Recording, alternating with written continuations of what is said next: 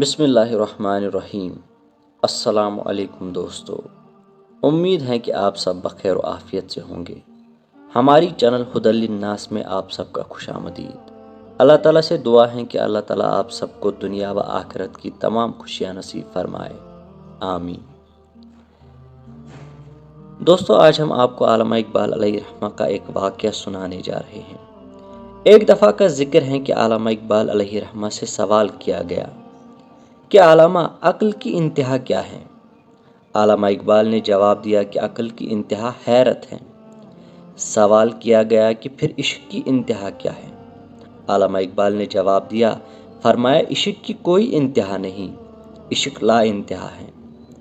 سوال کرنے والے نے کہا، پھر آپ نے یہ کیا لکھا ہے کہ تیرے عشق کی انتہا چاہتا ہوں؟